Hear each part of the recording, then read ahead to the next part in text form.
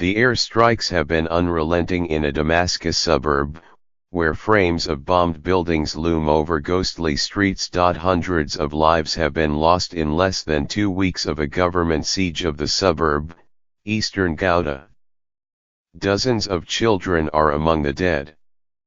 Many have been crushed by the collapsing walls of homes leveled by missiles. The siege has been deemed one of the most pitiless onslaughts in this long-running and brutal civil war by the top United Nations human rights official, Zaid Ra'ad al-Hussein. Families have headed into basements and dank tunnels, with small cook stoves, flour, and warm clothes. Children, born into war, bring what they love, their toys. Maya, 5, brought her dolls and favorite stuffed cat, Tiki, fearing the missiles that threatened her life could take theirs. Others have brought blocks, board games like Monopoly and tiny cars, playing while the adults scrounge firewood for the stoves and try to feed babies suffering malnutrition. These are the stories of children who have cheated death, told partly through what they carried into shelters and what they left behind as told by their parents, via phone and internet messaging apps. She clutched her doll's clothes, her deep brown eyes fixed on their faces. Her mother, Nivan Hodari, snapped a photo. Of course, every doll has her own name, and she loves them all, Ms. Hodari, 38, said. When I asked her to keep them in the house, she refused and asked me to bring them with us to the basement. Last week when Ms. Hodari grabbed her children and supplies, Maya, mimicking her mom, collected her toys. It was my responsibility to protect my children from the bombing, Ms. Hodari wrote. She's determined to protect her children, too. But I can't tell her that her toys will stay safe. Maya was born 2 years into the war, her days defined by the conflict unfolding around her. Ms. Hodari said Maya and her 11-year-old brother, Kusai, understand what is happening but not why. For now, they focus on their own universe, a cramped basement with neighbors. Sitting on a mat that insulates against the cold of the concrete floor, Maya prepared dinner with her plastic kitchen set. Maybe she's trying to make it up from the deprivation that she's living in by giving to others, Ms. Hodari writes.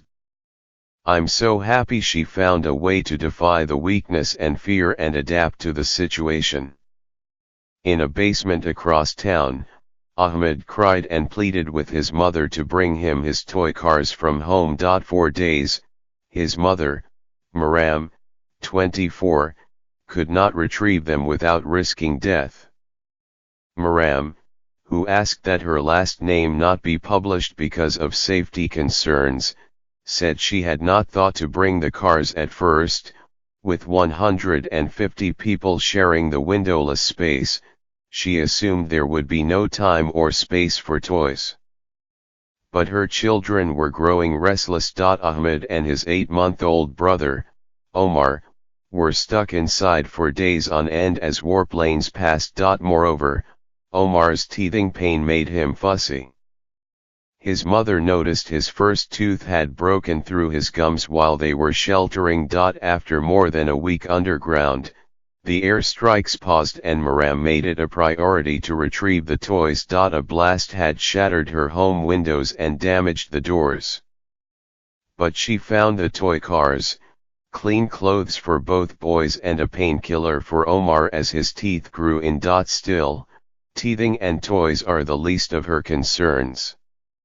How will she feed her boys? How can she keep them from illness in a packed shelter with no bathroom? The family ventures above ground on occasion to use the toilet in a nearby shop. But food scarcity is the biggest concern. Ahmed is underweight. Maram nurses Omar, but breast milk is not enough. She feeds him bottles a mix of flour, water, and sugar. I don't know what I can give him. We don't have vitamins or good food, Maram said. All shops are closed. Even before the most recent siege, they barely had anything on their shelves. The children are crying, they just want a biscuit, Maram said. Eastern Ghouta's youngest residents have not escaped the horrors of war, even as their parents have sought to instill a sense of normalcy. Marwan Habaik and his infant daughter, Yasmina, would spend hours at home watching their fish swimming in circles in a tank at home. Mr. Habaik bought the fish before the war. As supplies dwindled, fish food was harder to find.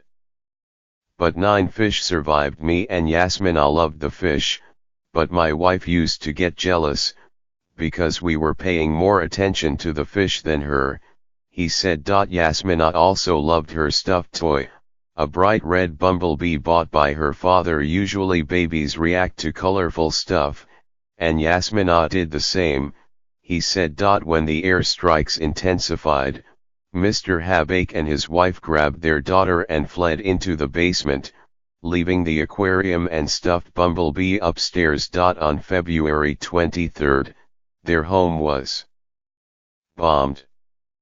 His voice broke as he described the wreckage. Every corner of the house was dear to me, but Yasmina's stuff was the most precious, he said.